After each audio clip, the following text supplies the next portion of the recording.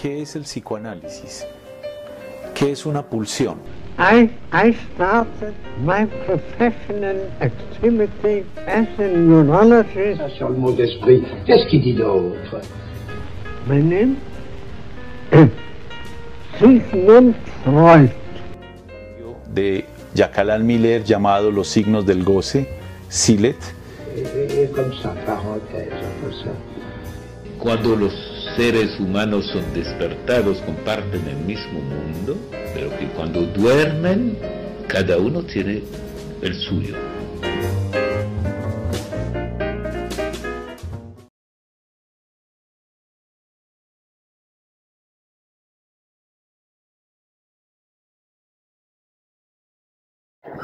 Lacan realiza la única lección de los nombres del Padre el 20 de noviembre de 1963. Anuncia entonces que va a hablar de los nombres del Padre, pero como no se guarda para el final, que esa va a ser la única lección, comienza a decir brevemente cuál hubiera sido el recorrido de ese seminario. Exponer, por ejemplo, por qué en plural los nombres del Padre. Enseguida lo contextualizo con un comentario que hace Jacques Alain Miller. Pero me llama la atención que en ese apartado, antes de introducir sus consideraciones, retoma y le dice a su auditorio que se remitan a las lecciones que él enumera de enero y febrero de 1958, mayo de 1960, de diciembre de 1961, es decir, algunas lecciones del seminario 5, formaciones del inconsciente, del seminario 8 también, sobre la trilogía de Claudel, el de la ética, y también el de la identificación, las lecciones que trabajamos. Entonces él dice como que eso debe ser un previo para poder trabajar esta lección de los nombres del Padre. Jacques Alain Miller, en el curso de la naturaleza de los semblantes, tiene un capítulo que se llama el seminario inexistente, donde comenta esta lección y da el contexto para decir que es el momento en el cual él es expulsado de la IPA. Y bien que él venía haciendo un comentario muy cerrado de textos de Freud, los primeros 10, ese 11 iba a ser los nombres del Padre. Pero por esa circunstancia, cuando él tiene que cambiar incluso de auditorio, y ya no trabaja más en Santana, sino en la Escuela Normal Superior, donde lo invitó Luis Althusser, y donde ya el público no era solamente psicoanalistas, sino muchos jóvenes de la Escuela Normal Superior, entre ellos, por ejemplo, Jacques Alain Miller, que tenía 18 años en la época. Él cambia a lo que luego conocemos como los 4 conceptos fundamentales del psicoanálisis. Pero es muy interesante en ese comentario que hace Miller en el capítulo 3 de la naturaleza de los semblantes, porque además de explicar ese contexto, nos ayuda a entender esa lección que es bastante impactante. ¿Cómo es eso de pasar del nombre del Padre a los nombres del Padre? Nosotros no retomamos las primeras recomendaciones que él hace, precisamente las del seminario 5, que sería la metáfora paterna, los tres tiempos del Edipo, la segunda parte de los tres tiempos del Edipo, y de la imagen al significante en el placer y la realidad, ni tampoco la trilogía de Claudel del Seminario 8, pero sí en cambio las del Seminario 9 de la identificación, las lecciones de diciembre del 61 y enero del 62, porque se relacionaban de manera directa con el nombre propio y porque yo supongo que ustedes ya han trabajado lo de la metáfora paterna como para venirlo a repetir acá. Pero me parecía importante, en cambio, las lecciones del Seminario de la Identificación sobre el nombre propio, porque hay como una especie de, dice Miller, de secreto. El secreto del nombre es el apartado. Dice que permanece secreto porque Lacan no revela todo, y sin embargo, con esa única lección, algo se puede inferir. Por ejemplo, dice, aunque se trata de un secreto, bien podemos preguntarnos, lo dice en la página 26, si en cierta medida no se deja descifrar en el nombre mismo del seminario inexistente. El título Los nombres del Padre ya denuncia que no hay el nombre del Padre, que el nombre del Padre como el artículo definido, como singular, o más precisamente como único, como absoluto, no existe. Tal vez el secreto sea que la tumba del Padre está vacía, tanto como la de Moisés para Freud o la de Cristo para Hegel. Como saben, Lacan hace estas referencias en su versión del sujeto para aclarar que el sacrificio de Abraham no reveló su misterio a ninguno de los dos, ni a Freud ni a Hegel, y sí sugiere que a él sí, y entonces remite a una cierta página de los escritos. Que haya la transición de el nombre del Padre escrito en el matema de la metáfora paterna, pues nos puede decir algunas cosas. En primer lugar, que la metáfora paterna aparece escrita por primera vez de una cuestión preliminar a todo tratamiento posible de la psicosis.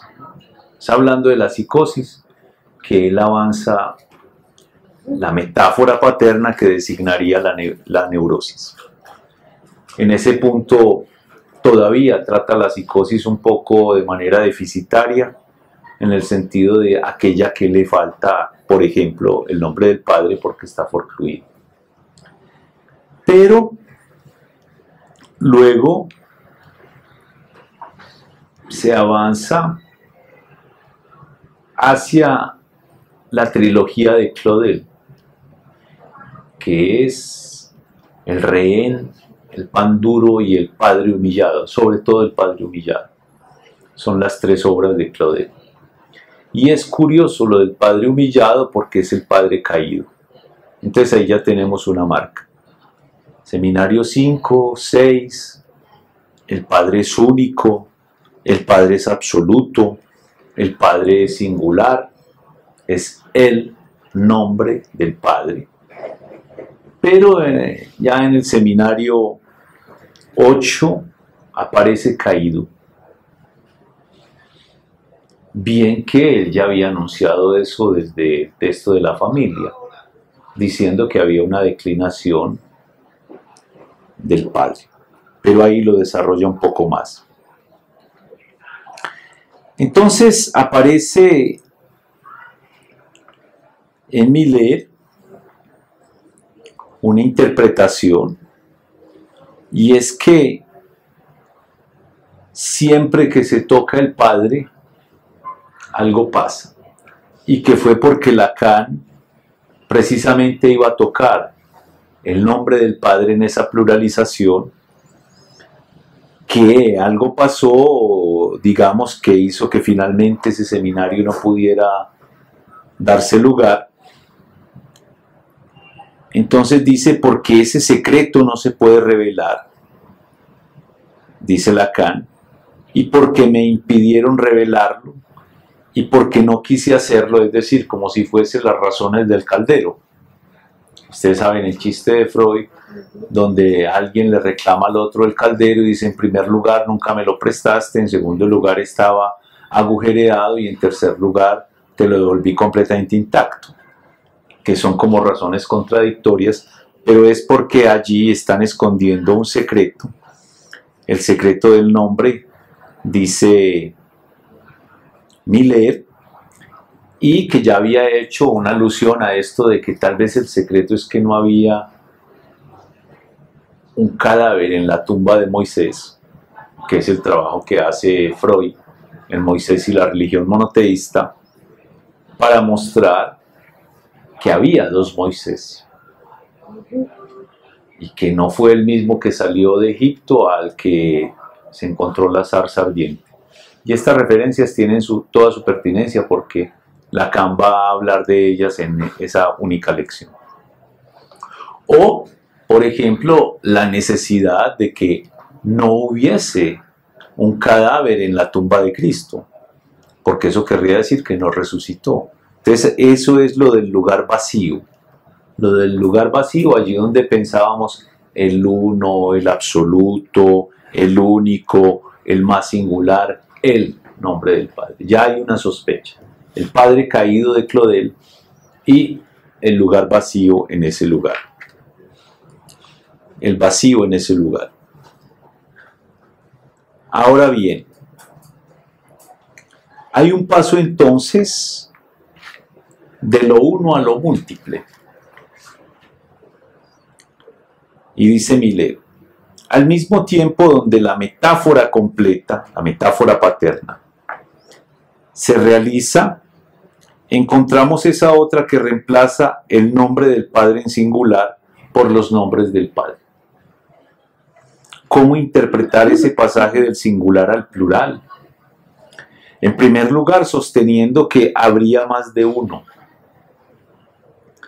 Y si queremos utilizar un símbolo, tomemos el cuantificador de existencia, que es esa especie de E invertida en la lógica.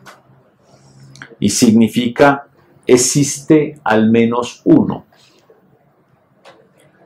que se escribiría entonces de una manera que significa que no excluye que hayan más. Existe al menos una X que es en las fórmulas de la sexuación. Existe una excepción. Al menos uno que no está castrado. Al menos uno que accede a todas las mujeres. La excepción para luego fundar una regla. Esto es importante porque es de nuevo una lección que le enseña la psicosis a Lacan. Si bien él en ese texto de una cuestión preliminar a todo tratamiento posible de la psicosis, la piensa de manera deficitaria, aquella que le falta el nombre del Padre, luego encontramos que la psicosis le enseña la posibilidad de que haya una metáfora delirante. Algo que venga en el lugar de el nombre del Padre. Y si bien en su lugar ya no es único, ya no es absoluto, ya no es singular, ya hay otros posibles que vengan en su lugar a cumplir la misma función. Entonces, que haya al menos uno no excluye que haya más. Ahora modifiquémosla con un apóstrofe para indicar otra significación. Al menos uno y uno a lo sumo. Esto es, existe un único, y traduzcamos los nombres del Padre por la barra de la denegación puesta sobre el símbolo de esa invertida de manera negativa. Entonces quedaría, no existe. un uno, un único, porque ya está diciendo que hay otros que pueden venir en su lugar. Va a algunos ejemplos en el judaísmo, en el cristianismo, en el islam. En esas fuentes se revelan, por ejemplo, varios nombres de Dios. Entonces ya ahí hay una pista. Si hay uno, si hay Él, si es el absoluto, ¿por qué se le nombra con varios nombres? Porque precisamente vamos a anudar nominación y síntoma. Entonces, nombre, nominación. Pero no es el regreso al politeísmo. No. Él parte del monoteísmo, del islam, del cristianismo, del judaísmo, donde ya hay el uno, el monoteos, el uno, el único, pero comienza a revelar, hay varios nombres para señalarlo. Entonces, si aquí, en este contexto, el pasaje de lo singular a lo plural puede parecer sacrílego, es porque tiene un efecto de relativización. Se pasa de el nombre del Padre como absoluto al nombre del Padre como relativo. Quitarle ya la dimensión de absoluto tiene algo de transgresor. Se relativiza. No uno solo, sino uno entre otros. Ya ahí hay un efecto de pluralización, pero también degradación. Es uno entre otros. No es lo mismo decir es el único. El único y el verdadero. Dijiste relativo, relativizado y al mismo tiempo, les digo, degradado. Es que ese es el punto sacrílego. Pasar del absoluto al relativo. Pasar del singular al plural. Y si eso es en la esfera religiosa, lo que está sugiriendo Miller es que también en el psicoanálisis algo de eso pasó cuando se pasó del uno al múltiple, cuando se pasó del absoluto al relativo. Ahí algo se movió.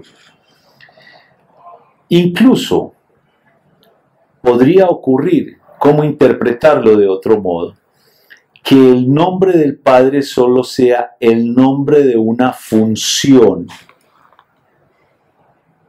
ya no absoluto, ya no único, sino de una función.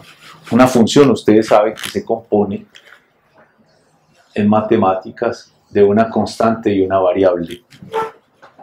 Casi como que la constante fuera el nombre del Padre, y aquí ponemos una variable X.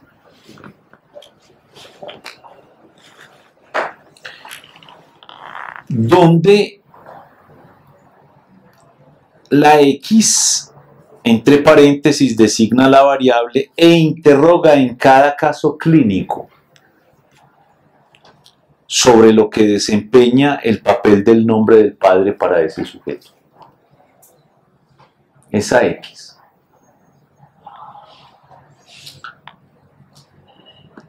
Esta relativización y esta funcionalización del nombre del Padre está en el camino que conducirá a Lacan a inventar la categoría de significante amo, y en tanto tal, cualquier significante puede sostener la función.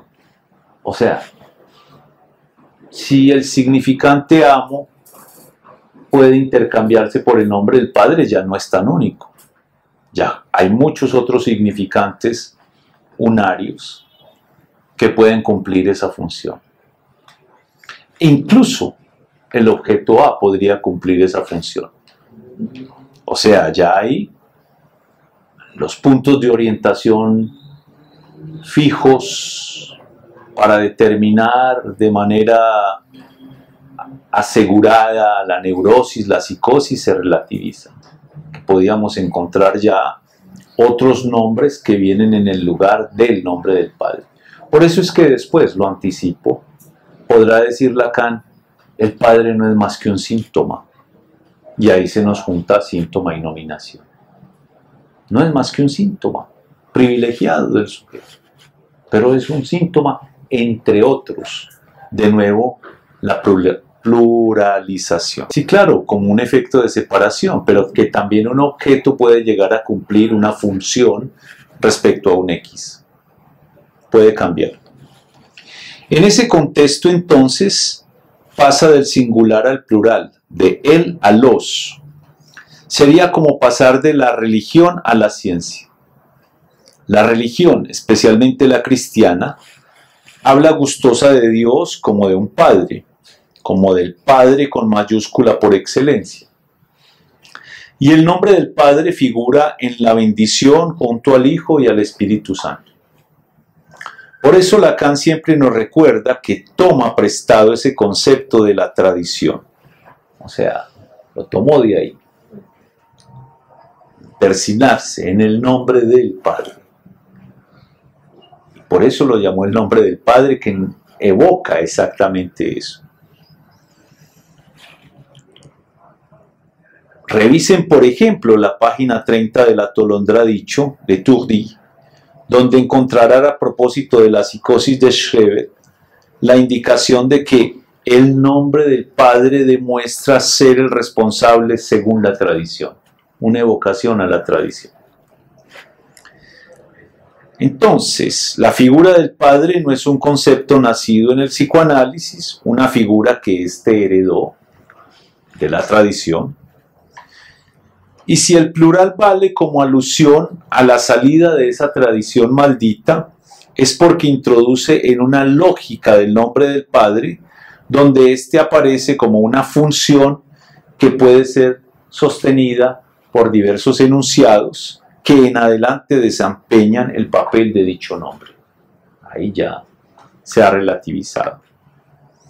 Claro, ese nombre del Padre, en la metáfora, se ponía en relación al deseo de la madre, escrito con mayúscula, que siempre había esa inquietud, ¿por qué con mayúsculas? Si por ejemplo en el grafo la mayúscula, el deseo se escribía con D minúscula y la mayúscula más bien la demanda.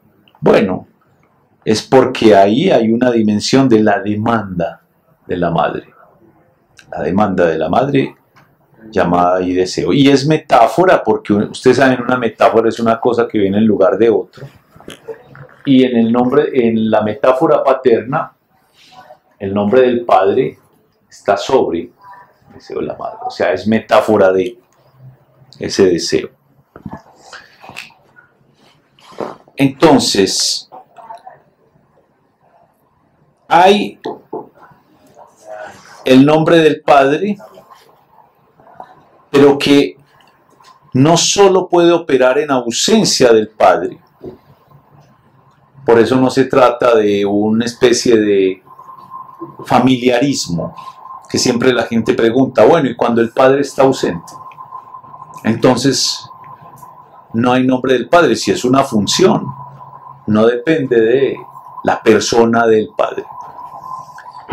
Y es interesante porque si es metáfora quiere decir que el nombre del Padre actúa como metáfora, como un operador metafórico de una dimensión vacía, de algo vacío. El nombre del Padre no solo puede operar en ausencia del Padre, y por eso Lacan critica las teorías que remiten la psicosis a la carencia del Padre, sino que además lo vuelve ausente. El nombre del Padre vuelve ausente al Padre. Ya habíamos hablado de eso un poco cuando decía la palabra viene en el lugar de la cosa, la palabra mata la cosa. Entonces el nombre del Padre ya no necesita la cosa Padre, porque esa función la puede cumplir el nombre y basta nombrarlo. Fíjense, por ejemplo, en la cotidianidad de la educación del hijo, el padre está trabajando Y la madre dice, cuando venga su papá, ese es el nombre del padre. Y eso obtiene un efecto. Un efecto, digamos, de temor Como una función. como una función. Basta nombrarlo. Incluso si el padre ha muerto. ¿Qué diría su papá o qué dirá su papá en el cielo que lo está mirando? Ese nombrarlo, pues todavía lo vuelve más terrible porque es el ojo al que nada puede escapar. Se evoca la función. Mario, quiero que me digas si entendí mal. El nombre del padre funciona como una metáfora del deseo de la madre. Sí, Bueno, sí. y esta metáfora opera como, perdón, y el nombre del padre opera como la metáfora de una dimensión vacía. Sí, ¿Te refieres al deseo de la madre? no. ¿A A qué? que el padre no tiene, el padre de la realidad no tiene que estar, puede ser un vacío. Es más, si tenemos el nombre, vaciamos al padre de la realidad. Porque la palabra mata la cosa y es de nuevo la evocación de la tumba vacía del padre para que pueda existir como nombre. Por ejemplo, hay una ficción que encuentran el cadáver de Cristo. Es el caos del cristianismo, porque el fundamento es que resucitó y subió a los cielos. Por eso se necesita la tumba vacía, para que pueda funcionar. Si la tumba está llena, no puede funcionar. Hay que vaciar ese lugar del Padre para que pueda funcionar la dimensión de la función. Ahora, dice más adelante Miller, si se trata del Padre hablado por la Madre, evocado, en tanto tema de este discurso está bien subrayar que es allí una referencia vacía, que es ausentado por el verbo. Y por eso, sin mito, puede afirmarse que se trata del Padre muerto, como el sujeto mismo del significante que se escribe ese tachado. Es decir, el Padre que funciona es el Padre muerto. Y en cierto modo hay que matar el Padre para que pueda funcionar. Porque en este momento estamos mostrando cómo se necesita vaciar el Padre para que pueda funcionar. En donde en el discurso de la Madre, por ejemplo, ella está en cierto modo ausentando el Padre cuando lo nombra. Ya la dimensión de estrago es otra cosa, podemos verla más adelante, porque también ese es un nombre del capricho divino, por ejemplo. Y la negación es completamente lo contrario, es no ausentar el Padre para que pueda funcionar la función paterna, Sino para que impere. sino que esté omnipresente. Es completamente lo contrario. Ahora, aquí entendemos eso de tener que matar el Padre para que pueda funcionar. Por eso Freud tuvo que pensar Totem y Tabú, padre de la horda. Porque si está ahí siempre presente, no hay manera de tacharlo. Tiene que ser que lo maten, tiene que ser que lo devoren, pero para que pueda surgir ese rasgo a partir del cual se hace excepción, él era la excepción y se construye la regla. Bueno, pero para todos los demás, ninguno puede gozar como él gozaba. Pero es sobre el fondo de esa ausencia que se puede construir la norma para todos, por lo menos en la sexuación masculina. Entonces, el nombre del Padre es desde siempre el Padre metaforizado y no solamente metaforizador, por ejemplo, de la demanda del deseo materno.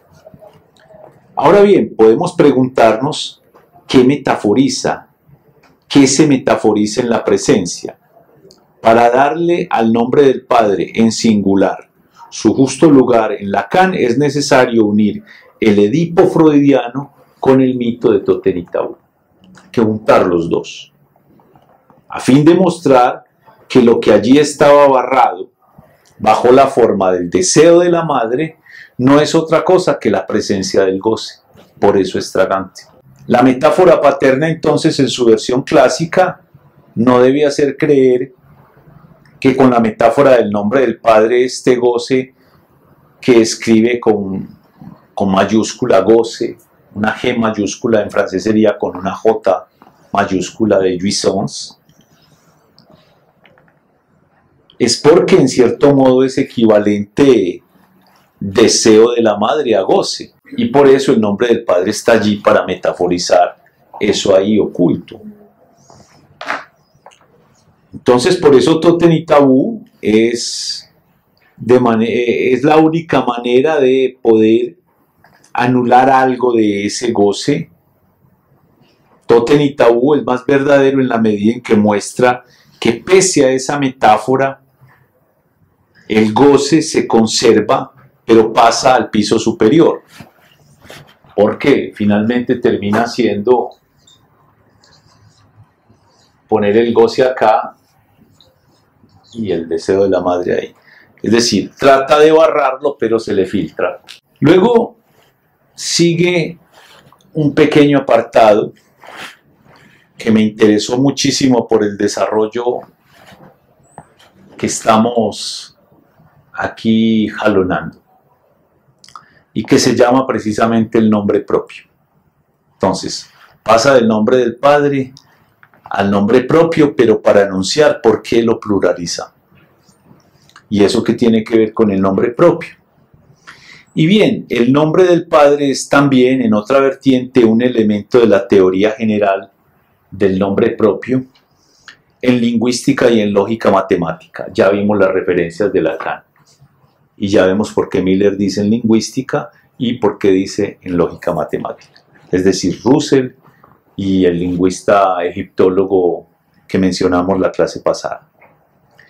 El nombre del Padre, si me permiten, se divide en teoría del Padre y teoría del nombre. Y eso es muy interesante. Según subraya a menudo Lacan en su abordaje, el nombre propio en una lengua no se traduce, se repite. Ciertamente, cuando una lengua utiliza otra escritura, hay transliteración, cuyo fin es permitir al hablante producir el mismo sonido pronunciado de la misma manera. Pues esto ya lo vimos en detalle en las lecciones del seminario 9.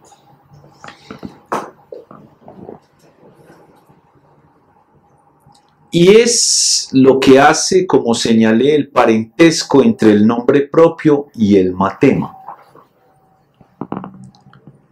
Uno en la escritura y otro en el habla, porque recuerden que matema es una expresión antigua que significa la transmisión integral. El mito, el relato, cuando uno lo hace, omite, integra, recrea, y en ese sentido, cada que uno cuenta el mito de Edipo, cada quien lo hace a su manera y le agrega una cosa,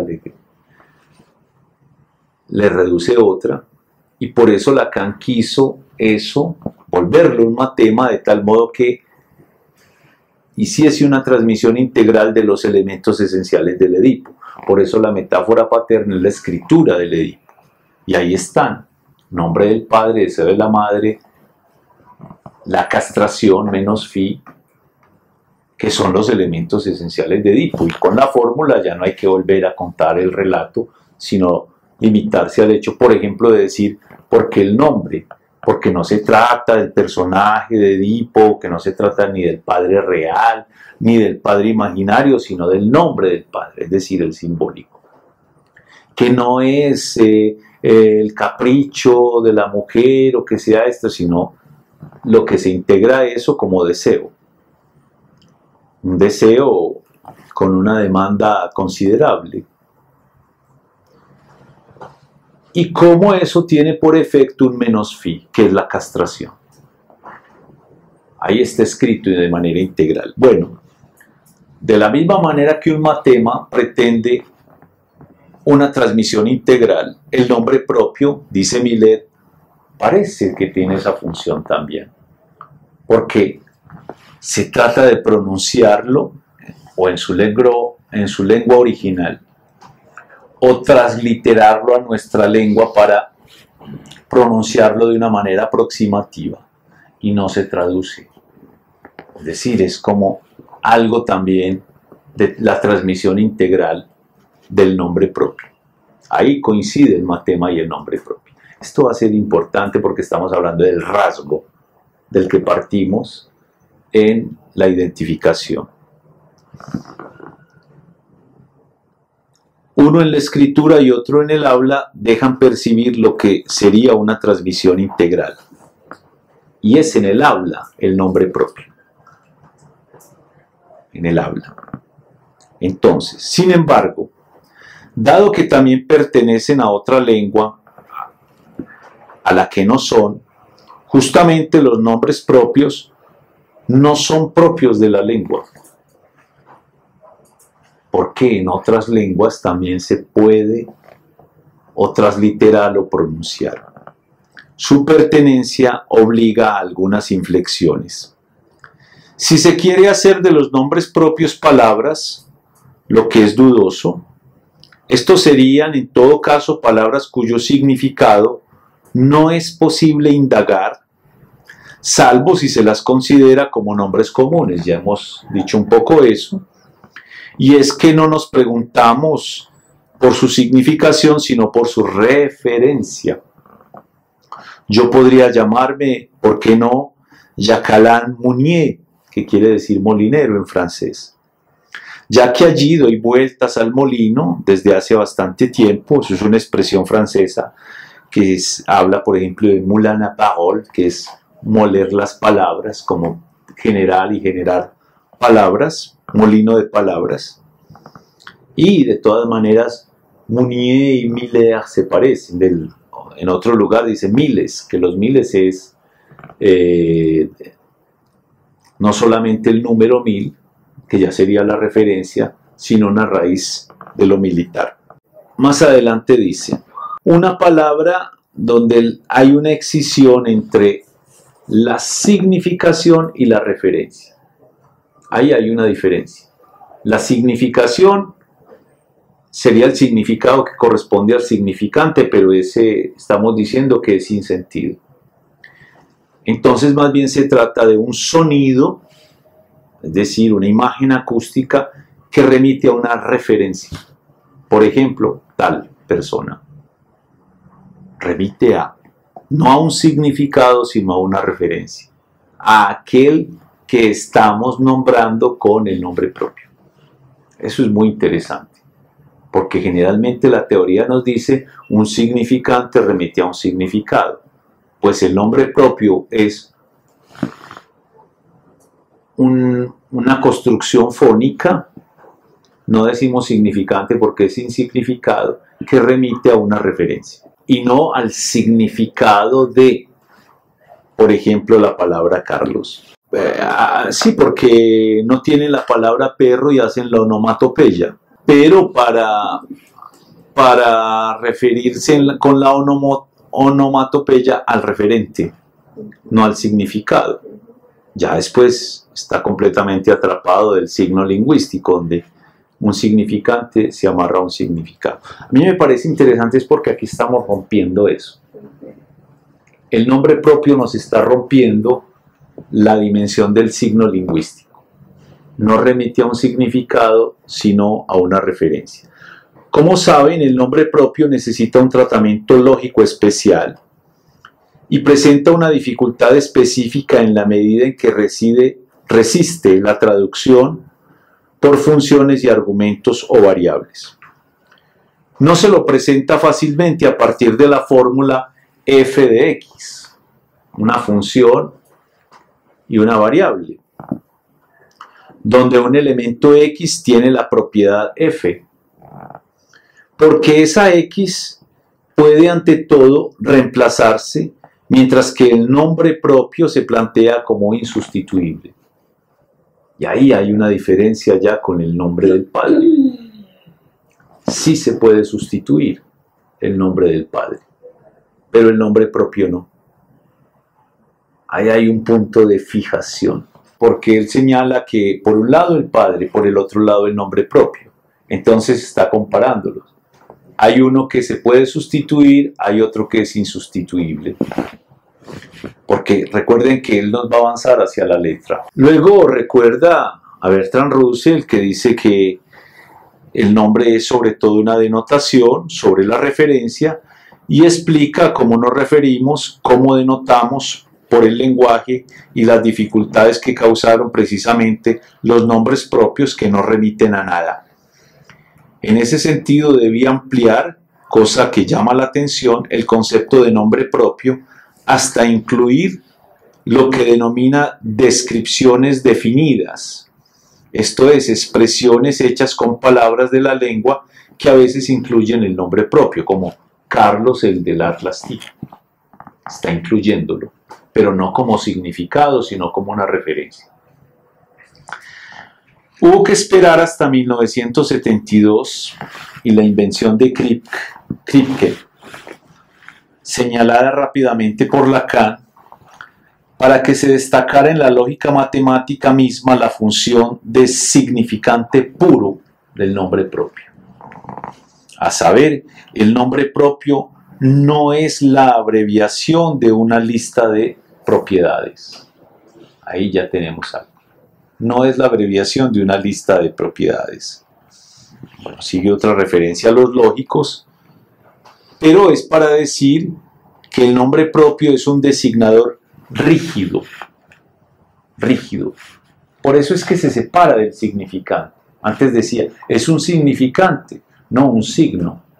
Hoy podemos decir con Kripke, es un designador rígido de una referencia, no de un significado. Y es intraducible y es insustituible, quizá para indicar que no depende de las referencias que siempre son aleatorias, flexibles, circunstanciales. De suerte que gracias a ese enfoque surge una función del significante puro que no significa nada. Por eso Lacan puede decir, un significante en sí mismo no significa nada. La mejor ejemplificación de eso es el nombre propio. Como decíamos la semana pasada, una letra en sí misma no es nada. E no es nada sino en combinación con otras para poder hacer la construcción fónica, por ejemplo, de un significado.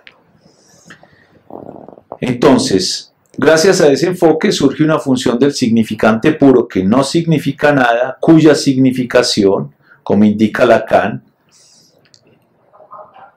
en una página de los escritos, y a la que no puedo, dice Miller, referirme una vez más, no es otra cosa que el enunciado mismo. Esa página es en los escritos en español la página 799 y en los escritos en francés es la 819. Se trata de una página de subversión del sujeto y dialéctica del deseo, donde dice Lacan, está comparando este punto de el significante puro y entonces hace una construcción interesantísima. Primero dice significante, significado como equivalente al enunciado, y eso finalmente lo va a comparar como si ese significante fuera igual a un -1 de significado, lo cual en lógica matemática sería equivalente a la raíz cuadrada de -1. Y bien, es imposible la raíz cuadrada de -1. Y por eso hay algo del nombre propio que significa raíz cuadrada de -1. No se puede traducir, no tiene significado, es insustituible. Bien, ahí lo coloca.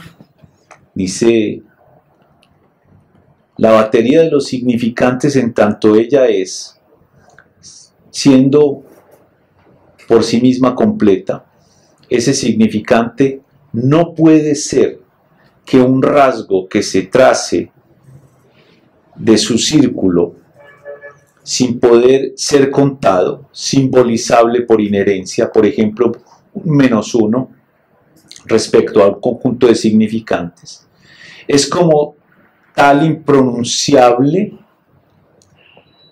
pero no por su operación, ya que ella se produce cada vez que el nombre propio es pronunciado, sino que su enunciado es igual a la significación, de donde resulta que al calcular según el álgebra de la que hacemos uso, significante, significado, es igual a una S como lo enunciado, con una S como significante, y eso es igual a -1, entonces se tiene raíz cuadrada de -1. Ahí está esas páginas para ir a verificar en los escritos. Raíz cuadrada de -1 es imposible. Entonces, dice, Lacan propuso un intento de escribir la operación específica que responde al nombre propio, es esta. Y resulta claro que realizó ese pequeño montaje a partir de la idea de que se trata de un significante cuyo significado tiene exactamente el mismo valor que el enunciado, que la referencia. Entonces, como recordarán, escribió significante, significado, enunciado, y esa construcción ofrecería el cálculo de la significación del nombre propio. Y se entiende entonces que afirma que simboliza su significante del otro tachado. Simboliza el significante del otro tachado.